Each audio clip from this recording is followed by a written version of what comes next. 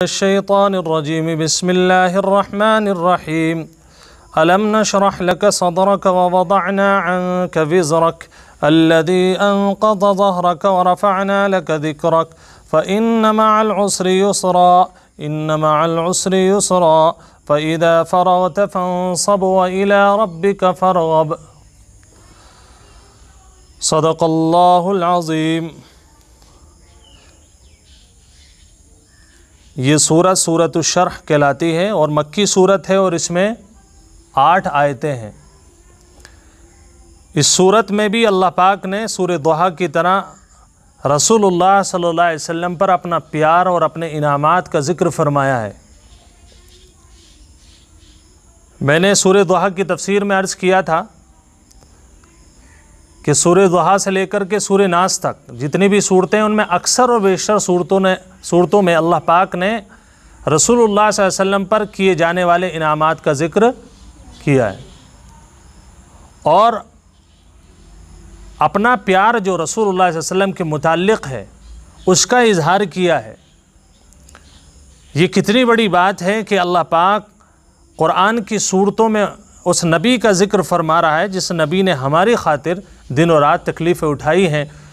तो जो अल्लाह पाक यहाँ पर इनामात ज़िक्र कर रहा है उससे मकसद क्या है? उसका मकसद ये है कि ए अल्लाह के नबी, अल्लाह को आपसे बहुत ज़्यादा प्यार है और जब अल्लाह को प्यार है तो उम्मतियों को तो उससे भी ज़्यादा अपना इजहार मोहब्बत करना चाहिए और कोशिश करनी चाहिए कि हम भी अपने नबी मोहम्मद रसूलुल्लाह सल्लल्लाहु अलैहि वसल्लम से हत्तल इम्कान और जहाँ तक हो सके मोहब्बत का सबूत दें। आज की आयतों में ऐसा क्या है? अल्लाह पाक ने सबसे पहली आयत नाजिल फरमाई अलम नशरह लक सदरक। इस सूरत की सबसे पहली आयत अल्लाह फरमाता है नबी, क्या हमने आपके सीने को खोला नहीं है? आपके सीने को खोला नहीं है। शरह यशरह के माना खोलने के आते। अलम नशरा, क्या हमने आपके सीने को खोला नहीं है? खोलने के 2 माना हो सकते। पहले माना तो शक्के सदर, मतलब सीने को चीर देना। आप लोगों ने वाक़या शायद सुना हो और नहीं सुना हो, अल्लाह के नबी सल्लल्लाहु अलैहि वसल्लम का बज़ाहिर भी अल्लाह पाक ने सीना चाक करवा कर दिल को साफ़ किया है। सीरत निगार जो लोग हैं और आप सल्लल्लाहु अलैहि वसल्लम की जो सीरत को लिखते हैं, अहादीस में जिसका ज़िक्र मुस्लिम शरीफ में हदीस है, हज़रत अनस इब्न मालिक से रिवायत करते हैं कि अल्लाह के नबी सल्लल्लाहु अलैहि वसल्लम का सीना कैसे चीरा गया। अल्लाह पाक ने फ़रिश्ते को भेजा, क्योंकि आप सल्लल्लाहु अलैहि वसल्लम दुनिया में रह रहे हैं तो कहीं ऐसा ना हो कि शैतान किसी सूरत से हमला कर जाए। हालांकि नबी की ज़ात पर तो शैतान भी हमला नहीं कर सकता है, तो अल्लाह पाक ने उसकी प्रिपरेशन और उसकी तैयारी के लिए बाज़ाब्ता आप सल्लल्लाहु अलैहि वसल्लम के सीने को चाक किया और उसके बाद उसमें से दिल निकाल करके उसकी सफाई की है। ये वाक़या मुहद्दिसीन और मुफस्सिरीन और सीरत निगार लिखते हैं कि कम से कम 4 मरतबा पेश आया। आप सल्लल्लाहु अलैहि वसल्लम के सीने को फरिश्ते ने चाक किया। ये कितनी मरतबा वाक़या पेश आया? कम से कम 4 मरतबा पेश आया। पहले 4 या 3 या 4 साल की आपकी उम्र थी जब अल्लाह पाक ने फरिश्ते को भेजा हज़रत जिब्राईल अलैहिस्सलाम को और उन्होंने सीना चाक किया और दिल को निकाला, साफ़ किया और फिर पैवस्त कर दिया। उसके बाद 10 साल की उम्र में, कितने साल की उम्र में? 10 साल की उम्र में आप सल्लल्लाहु अलैहि वसल्लम का सीना चाक किया। आज की ज़बान में हम कह सकते हैं ऑपरेशन किया। हड्ड को जो निकाला जाता है, दिल को जो निकाला जाता है, सीना चाक करके तो निकाला जाता है, लेकिन यहाँ का ऑपरेशन का मकसद कुछ और होता है और वहाँ का मकसद कुछ और था। वहाँ उलूम मारिफ और नबूवत के आसार डालने मकसद थे। 2 वाक़े हो गए। तीसरा वाक़या हुआ हुज़ूर पाक सल्लल्लाहु अलैहि वसल्लम जब नबी बना दिए गए उसके बाद आप सल्लल्लाहु अलैहि वसल्लम का सीने को चीरा गया फरिश्ते के ज़रिए। चौथा वाक़या जब आप सल्लल्लाहु अलैहि वसल्लम मेराज पर तशरीफ़ ले गए तो अल्लाह पाक ने वहाँ पर आपके सीने को चिरवाया और उसके अंदर से दिल निकाला और उसकी सफाई हुई। सफाई का मतलब क्या होता है? गंदगी निकाल देना। गंदगी निकाल देना यानी गंदगी क्या है? शैतानी आसार, बुरे ख़यालात, बुरी चीज़ें, अल्लाह के रास्ते से हटना, ये सारे शैतान के आसार होते हैं। हालांकि नबूवत के मामले में ऐसे शैतान हमला नहीं करता, लेकिन फिर भी अल्लाह पाक ने शक्के सदर करके दिल को साफ़ किया। अब एक मरतबा का वाक़या हज़रत अनस इब्न मालिक से रिवायत करते हैं इमाम मुस्लिम। वो कहते हैं कि हुजूर पाक सल्लल्लाहु अलैहि वसल्लम एक मरतबा बच्चों के साथ खेल रहे थे, तकरीबन 10 साल की उम्र होगी या 4 साल वाली भी रिवायत हो सकती है, इसमें उम्र का जिक्र नहीं है। आप सल्लल्लाहु अलैहि वसल्लम बच्चों के साथ खेल रहे हैं, खेलते खेलते 2 आदमी आए जो सफ़ेद पोशाक में, सफ़ेद कुर्ते पैजामा या जुब्बा जो भी पहन रखा हो उन्होंने, सफ़ेद पोशाक में थे। उन्होंने आप सल्लल्लाहु अलैहि वसल्लम को पकड़ा, लिटाया, सीना चाक किया और उसके बाद दिल निकाला और तशरीह में रखा। ये मामला देख करके कि ज़बरदस्ती लिटाया जा रहा है, वो जो बच्चे खेल रहे थे साथ में आप सल्लल्लाहु अलैहि वसल्लम के, 4-5 साल या 10 साल की उम्र वाले, सब के सब भाग गए। सब ने घर में जाकर के अपने कहा कि भाई ऐसा क्यों हो रहा है, ज़रा जाकर के देखो, आज तो मोहम्मद को कत्ल कर दिया जाएगा। सारे लोग भाग कर के आए और आकर के देखा कि आप सल्लल्लाहु अलैहि वसल्लम खड़े हुए हैं। हज़रत अनस तो ये भी फरमाते हैं कि मैंने वो सीना जिस जगह चाक हुआ वहाँ टाँकों के आसार भी देखे। लेकिन बहरहाल जब जाकर के देखा तो आप सल्लल्लाहु अलैहि वसल्लम के चेहरे से मतलब थोड़ी सी रौनक हटी हुई थी, जैसे कि मान लीजिए खून की कमी आ गई हो या इस तरीके से चेहरा थोड़ा सा मांद पड़ा हुआ था। जाकर के पूछा भाई क्या हुआ, कहने लगे 2 आदमी मेरे पास आए थे, उन्होंने ऐसे ऐसे मेरे सीने को चाक किया और मेरा दिल निकाला और उसको साफ़ किया, तश्तरी में रखा। ये वाक़या पेश आया तो अल्लाह पाक फरमाता अलम नशरह लक सदरक, कि हमने आपके सीने को चाक नहीं किया, यानी दिल को साफ़ नहीं किया। कितना बड़ा इनाम है, ये अल्लाह के नबी सल्लल्लाहु अलैहि वसल्लम का मौजज़ा है। उसके बाद दूसरे माना अगर हम लेते हैं, मफ़हूमी माना, कि हमने आपके दिल को खोला नहीं, मतलब इल्म, उलूम और मारिफ के लिए, अखलाक करीमा के लिए आपके दिल के अंदर हमने अखलाक डाले, अखलाक करीमा, और हमने आपके दिल के अंदर उलूम नबूवत डाला, हमने अल्लाह की मारिफत डाली।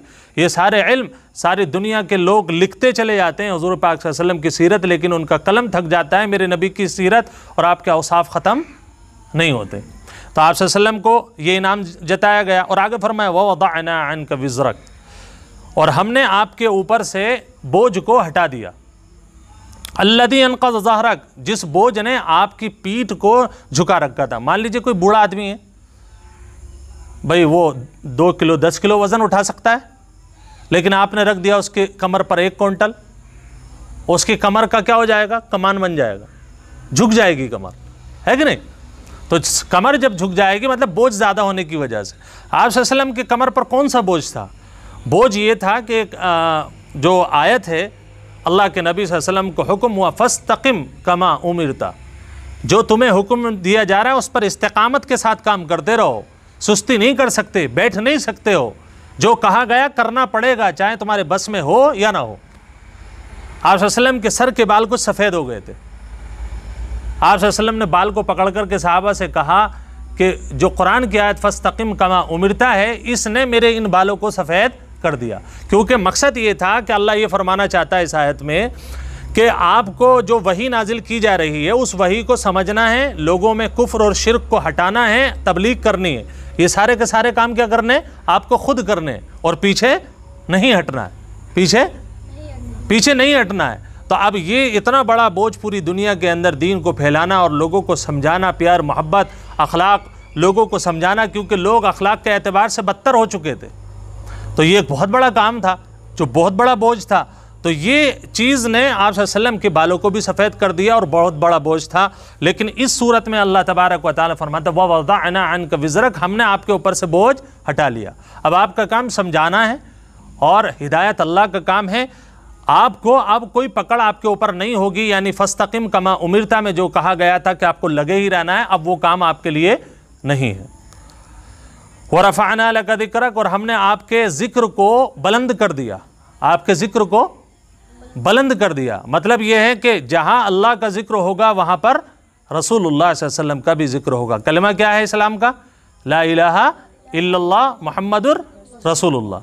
तो यहाँ पर ला इलाहा इल्लल्लाह के साथ क्या भी है, मुहम्मदुर रसूलुल्लाह भी है, यानी अल्लाह ने अपने साथ अपने नबी को भी साथ में रखा है। अजान देते हो अशहदु अल्ला इलाहा इल्लल्लाह के साथ क्या है, अशहदु अन्न मुहम्मदर रसूलुल्लाह है, रसूलुल्लाह का जिक्र। तो अल्लाह फरमाता है हमने आपके ज़िक्र को इतना बुलंद फरमा दिया कि जहाँ अल्लाह का ज़िक्र होगा अल्लाह के बाद मुहम्मद रसूलुल्लाह सल्लल्लाहु अलैहि वसल्लम का ज़िक्र होगा। यानी अगर कोई शख्स ये चाहे कि मैं पक्का मुसलमान बन जाऊँ और मुझे जन्नत मिल जाए, और वो ये कहे मैं सिर्फ अल्लाह को मानता हूँ रसूलुल्लाह को नहीं मानता, उस शख्स के बारे में क्या होगा कि ये शख्स मोमिन नहीं है, क्योंकि उसने कलमे को पूरा नहीं माना, ला इलाहा इल्लल्लाह को मान लिया लेकिन मोहम्मद रसूलुल्लाह को नहीं माना, तो अब ये शख्स मुसलमान ही नहीं होगा। जब अल्लाह का नाम लेना बाइस इज़्ज़त और नजात का ज़रिया है, वहीं पर मोहम्मद रसूलुल्लाह का नाम लेना भी ज़रूरी है। आगे फरमाया फ़इन्न मअल उसरि युसरा, इन्न मअल उसरि युसरा, यानी उसर के बाद युसर। उसर का मतलब तंगी, ऐन से उसर आएगा तो तंगी, और युसर या से आएगा तो इसका मतलब खुशहाली। अल्लाह पाक ने दो जगह ये आयत नाजिल फरमाया, फ़इन्न मअल उसरि युसरा एक बार, और आगे क्या है, इन्न मअल उसरि युसरा दूसरी बार। अब यहाँ पर एक चीज़ देखने वाली ये है कि मअल उसरी, अल उसर दो जगह अल उसरा अल उसरा आया, दोनों आयतों में क्या आया, अलिफ लाम के साथ आया। तो अगर आप लुग़वी एतबार से इसको समझते हैं तो अल उसर अलिफ लाम तारीफ़ी जिस पर आ जाए, तो अगर वो चीज़ दो जगह जिक्र हो फिर भी वो एक ही मानी जाती है। मतलब ये है कि अगर कोई तंगी आती है और युसरा बगैर अलिफ लाम के है, नहीं है, इन्ना मअल उसरी युसरा, युसरा में अलिफ लाम नहीं है, और दोनों आयतों में युसरा में अलिफ लाम नहीं है। इसका मतलब ये है कि ये जो आसानियां हैं दो हैं, पहली वाली आयत में युसरा अलग आसानी है और दूसरी वाली आयत में युसरा अलग आसानी है।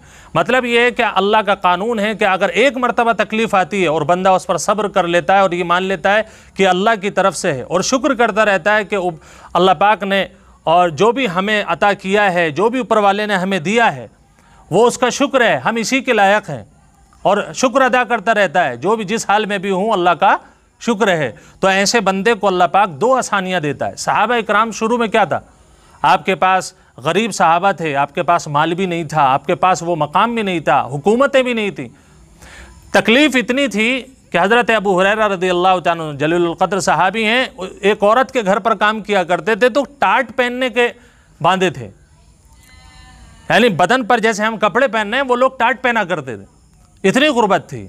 लेकिन जब अल्लाह की दीन को उन्होंने समझा और माना कि भाई दुनिया के पीछे इतनी ज़ोर से नहीं भागना चाहिए, ना तुम्हें हलाल का पता लगे, ना हराम का पता लगे, ना किसी के दिल का तुम्हें कोई आहट महसूस हो, तो इस तरीके से दुनिया को नहीं कमाना, बल्कि अल्लाह ने जितनी दुनिया दी है उस पर खुश रहोगे।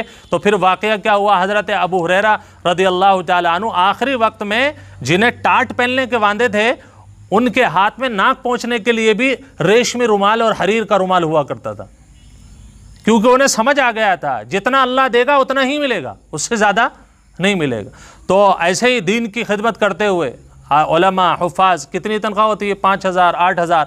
दीन के दाई जो होते हैं, जो निकले हुए होते हैं, लोगों को समझाते हैं, अच्छे काम करते हैं, लोग उन्हें ज़्यादातर परेशान करते हैं, माली एतबार से परेशानी, जानी एतबार से परेशानी। लेकिन अल्लाह ये फरमाता है कि अगर इस परेशानी को ये समझ करके ये अल्लाह ने दी है बर्दाश्त कर लिया, तो अल्लाह पाक फिर वो सहूलतें देगा, वो आसानियाँ देगा जिसका तुम्हें वहम गुमान भी नहीं होगा। तो अल्लाह पाक हमें सब्र और शुक्र की तौफीक नसीब फरमाए। आखिरी आयत, फ़इज़ा फ़रग़त फ़ंसब, ए नबी जब तुम फारिग हो जाओ तो फंसब, थोड़ी सी मेहनत करो। मतलब क्या है, आप सल्लल्लाहु अलैहि वसल्लम तो दावत का काम करते थे, लोगों को अच्छे काम बताते थे, लोगों को गुस्से से बचाते थे, लोगों को क्या खाने जिनके पास नहीं है उनको खाने का इंतज़ाम कराते थे, अगर कोई गम में होता था उसके गमों को दूर करने में कोशिशें करते थे। ये सारी चीज़ें क्या थी, दीन की दावत देते, कलमा ला इलाहा इल्लल्लाह मुहम्मद रसूलुल्लाह की दावत देते। तो आपसे बड़ा दाई तो कोई नहीं हो सकता, इतनी बड़ी दावत हम दे सकते हैं, गैरों में हम दावत का काम इतना कर सकते हैं जितना आप सल्लल्लाहु अलैहि वसल्लम ने किया। लेकिन अल्लाह फरमाता है जब तुम इस दावत के काम से निकल कर के शाम को आओ, क्योंकि दावत में आप सल्लल्लाहु अलैहि वसल्लम 5 टाइम की नमाज तो वक्त पे पढ़ते थे ना, दावत का काम भी हो रहा और 5 टाइम की नमाज भी हो रही है, लेकिन 5 टाइम की नमाज काफ़ी नहीं है एक दाई के लिए। फ़इज़ा फ़रग़त फ़ंसब, अल्लाह फरमाता है नबी अब आप इसके अलावा भी रात को बैठकर अल्लाह का जिक्र करें। व इला रब्बिका फ़रग़ब, और अल्लाह की अपने रब की तरफ फ़रग़ब माइल हों, रग़बत के साथ आएँ।